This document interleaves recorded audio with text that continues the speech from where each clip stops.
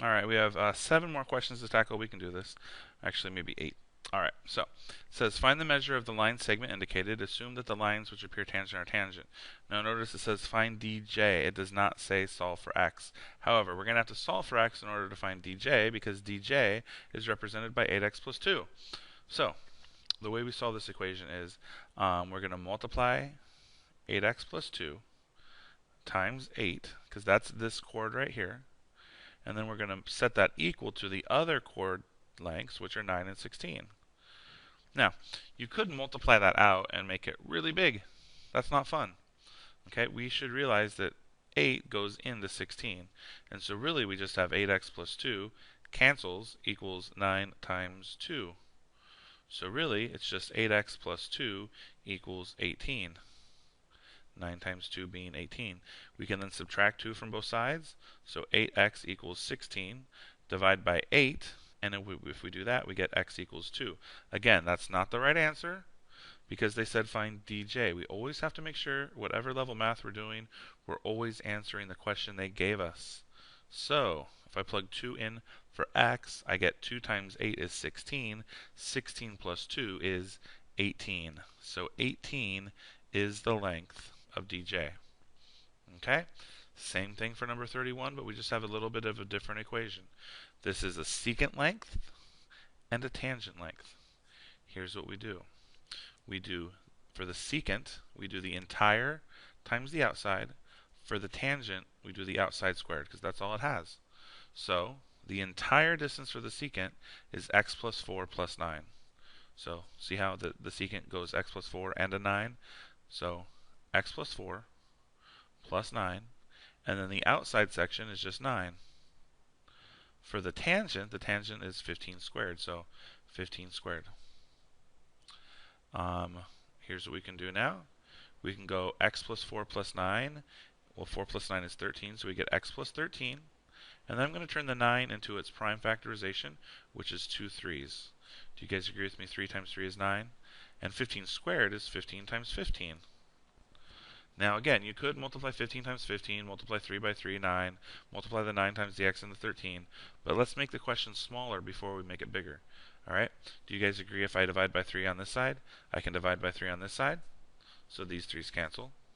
Well, I can do the same thing again. Divide by 3 here, divide by 3 here. So now, x plus 13 is equal to 5 times 5, because 15 divided by 3 is 5, 15 divided by 3 is 5. I get x plus 13 equals 25. I then can subtract 13 from both sides, and so x equals 12. That is not the right answer. They said find ED, so ED is represented by x plus 4. I plug 12 in for x. When I do that, 12 plus 4 equals 16, and that is our answer for ED. Okay? So that's how we do 31. Let's turn it over to one of the last pages. So, same thing for number 32. Here's what we're going to do. We do the entire section times the outside section equals the entire section times the outside section. So for this one, it's going to be 6 plus 2x minus 10 times 6. So that's the entire, and that's the outside, equals the entire section. 5 plus 7 is 12. That's the entire section. The outside section is 5. So that's how we set it up. We can start simplifying. 6 minus 10 is negative 4.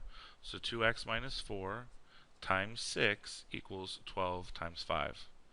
Again, you're probably getting sick of this by now, but make it smaller before you make it bigger, guys. So if there's a 6 here, I can divide by that 6 because 6 goes into 12.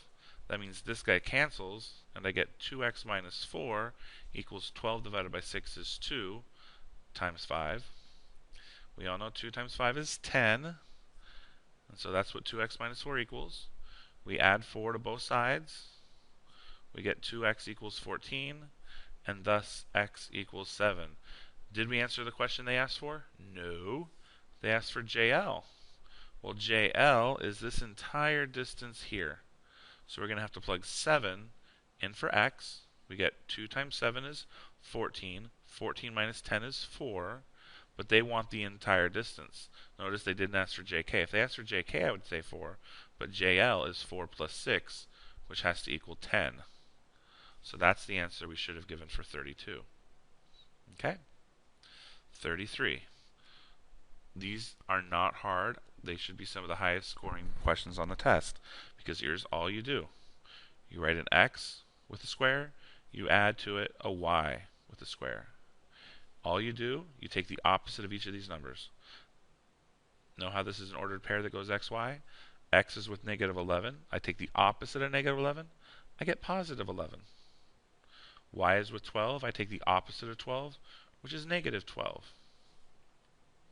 Then what I do for the number out here is, you see how we're squaring the x and we're squaring the y? We're going to do the same thing to the radius. So I take 3 and I square it, and 3 squared is 9. So there's the equation of the circle that has a center at negative 11, 12 and a radius of 3.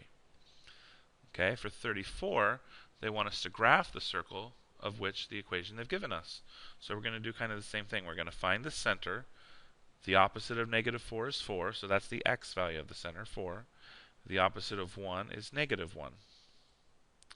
Then, remember how this number was the square of the radius?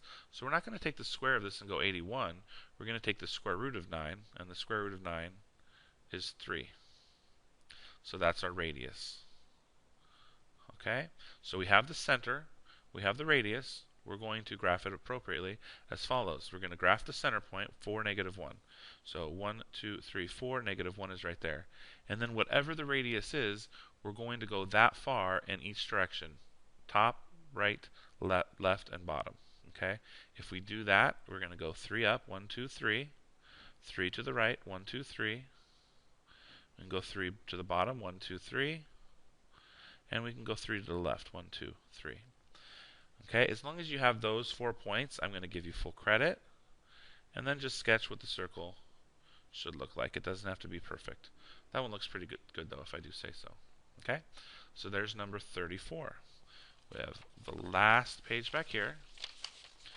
And we're done with our practice test. 35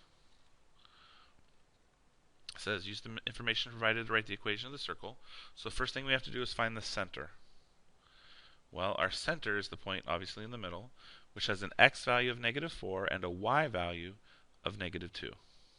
So notice how the x value to the left is negative 4, and then the y value is 2 down, so negative 4, negative 2. Then we need to know the radius. The radius is how far it is from the center to the edge of the circle. So in this case, it goes from negative 2 to negative 1. That's a distance of 1. So the radius equals 1. When I write the equation, we're going to go x, negative 4 turns to positive 4. Remember to square it. Plus y, opposite of negative 2 is positive 2. Remember to square it. The radius is 1. We square 1. In this case, it stays the same. So I had to go 1 squared, but 1 squared is still 1. Okay? So there's the equation of my circle.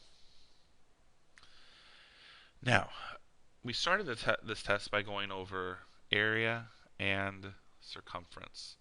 Okay? Here we're going to realize that, what if we don't want to go all the way around a circle? Or what if I don't want the area of the entire circle, I just want a little portion? We can do that with arc length and sector area. And the way you do it is through proportions. So for this arc length, notice the bold section is represented by the 315 degrees. So we're going to put 315 degrees, and then we have to realize, well, that's a portion of the entire circle. And we should recall that an entire circle is 360 degrees. So there's our first fraction. For a proportion, we need 2. And we're going to realize, well, that was the degrees. What about the actual distance? The arc length is what we're trying to find, so we'll just call that x. And then 360 correlates to the entire circle. So what's the distance around the entire circle? That's called circumference. And the formula for circumference is 2 pi r. So here's what we did. On the top, we put things related to the arc length. On the bottom, we put things related to the entire circle. Alright, so an entire circle is 360 degrees. A trip around the circle is the circumference 2 pi r. Okay? And now what we can do is we can start to simplify a little bit. Both of these numbers can be divided by 5. If I did that, I would get 63. And then if I divide that one by 5, what do we get? 72. We can simplify that even further. 63 and 72 can both be divided by 9. Divide this one by 9, you get 7. Divide 72 by 9, you get 8. And then that's going to equal x over 2 pi r. Well, the radius is 9, so I can plug that. I could have plugged that in. X over 2 pi times 9. 9 times 2 is 18, so we get 18 pi. So now we have our proportion. We can cross multiply. 8 times x is 8x. And then we can leave it as 7 times 18 pi. The reason why I did that is we're going to be dividing by 8 anyway, or some number that goes into it. 7 is a prime number, so we can't work with that one. However, 8 and 18 can both be divided by 2. If I divide them by 2, I get 4x equals 7 times 9 pi. And then there's nothing else I can do to simplify. No number that I take out of 4 goes into either 7 or 9. So I just get 4x equals 63 pi. And then I can divide by 4. Divide by 4. So there's my answer. The arc length, though, is in meters. So there's my answer. Okay? Last one, 37. Find the area of each sector. So same thing again. We're going to do the sector on top. So the sector is 30 degrees of 360. Okay? The sector area is what we're trying to find. But what's the area of the entire circle? Wouldn't that be pi r squared? So now we can simplify. I can hack off the zeros because I divided by 10. And then 3 goes into 36 12 times. So I get 1/12 equals x over pi, and the radius is 6, so 6 squared. We get 1/12 equals x over 36 pi, and then I cross multiply. 12 times x is 12x.